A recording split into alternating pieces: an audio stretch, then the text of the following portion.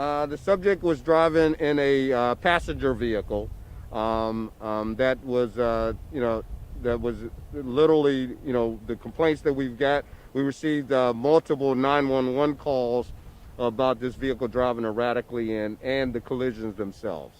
So it's a sedan, not an SUV? It is not an SUV. It is a sedan, correct, yes. And how many collisions were there actually involving this particular vehicle? We noted there were actually 2 collisions that did occur with this sedan prior to it coming to rest at 108 and Fieldcrest Road. And how many injured? At this point in time, we believe outside of the sheriff's deputy that we possibly have 2 other injured individuals, but who did not, I don't believe, were transported to the hospital. Can you tell us how many times the subject was shot by the deputy? We don't know that at this point in time. And to be clear, the sheriff's deputy happened on the scene?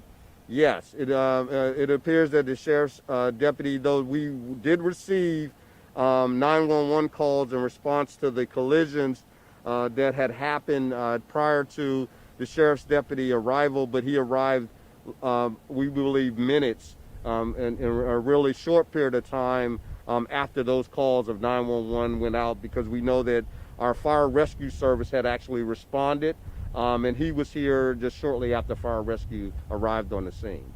Can you tell us how many times the subject struck the deputy with that wooden stick? I don't know the exact number of times that he actually struck him. We're still looking into that matter. I know you mentioned earlier, can you give us any more kind of on the condition of the deputy and the severity of his or her injuries? I'll leave that to the sheriff to report, but I believe he did note about what is his condition. He is being treated at the moment at one of the local hospital emergency rooms. He most likely will be released today. We believe some sort of back injury and superficial wounds to his arms where he was defending himself from where the individual was swinging the piece of wood at him. Do we know anything about the decedent, if he's a local resident or not? That is still under investigation.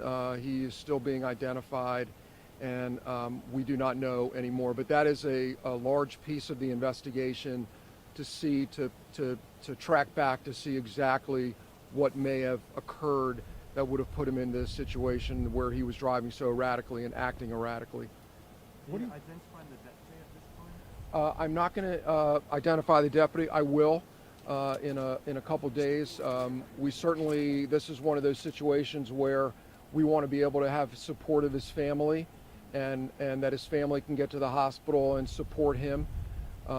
We do not want his family finding out about it on the news before, they at least can get down there to support him. But I will be releasing it probably in the next few days. Yes. Did you say there was a question as to whether the deputy deployed his taser? What I said is there was he did attempt to use the taser.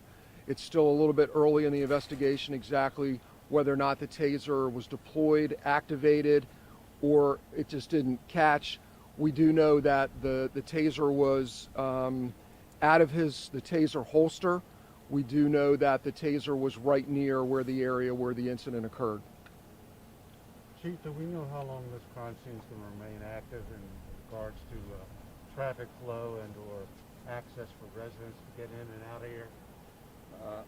I would suggest at this present time it's going to be an extensive road closure. We've got a lot of evidence to recover. It is a massive crime scene, as I have noted. So I would suggest it's probably going to be another anywhere from 3 to 5 hours before we are able to open back up the roadway here. Chief, we know it's early.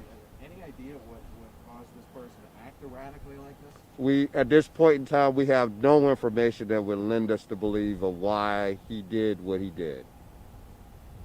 Sheriff, could I ask you, not necessarily to repeat, but to get a better understanding of what the deputy encountered when he arrived on the scene? Now, it sounds like fire and rescue were already here, so he saw a multiple vehicle crash, and he stopped. And I can only tell you what I know now. There were several 911 calls in relations to the collisions. the sheriff's deputy would be the supervisor on shift, and he was heading into work. This would be one path he potentially could drive to get to the office in Rockville. Whether he actually just came upon it or heard the 911 call be dispatched, I don't know exactly at this moment, but one way or another, he became engaged in this situation and was the only law enforcement officer on the scene at the time.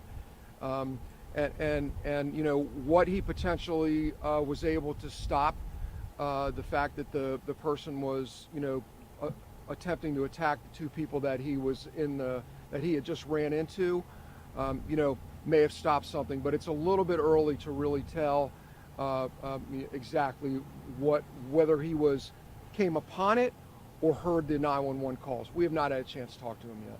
I understand, but does it seem that this individual was rampaging before the officer's there, or when the officer arrives? No, this started before the officer got there. I mean, this had occurred.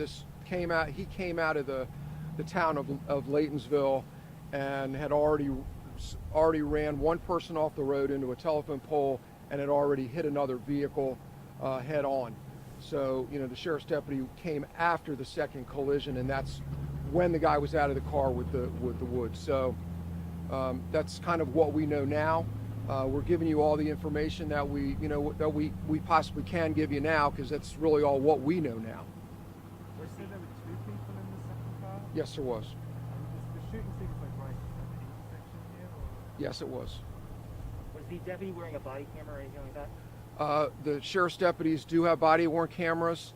I can't tell you at this time exactly whether it was activated, whether there's body-worn camera footage. I can't tell you that.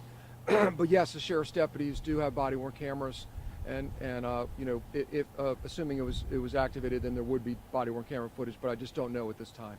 And Sheriff, you mentioned the decedent had been attacking two people, you said, before your deputy arrived on scene. Can you speak a little more with details about what that means? Was this person hitting them with a stick? Was he? All we know at this point is he was out at the stick and he was going towards them. They were not injured by way of him with that stick, but with the large piece of wood. But the sheriff's deputy interrupted that, and then the guy turned on the sheriff's deputy. But those two were not struck. That's correct.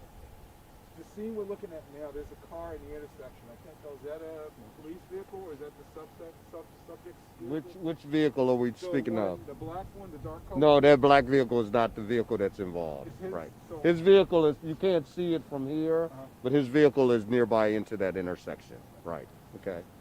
All right. All right. At this time, thank you all. I appreciate it. Thank you. you all. Okay. Has the deputy been placed on leave?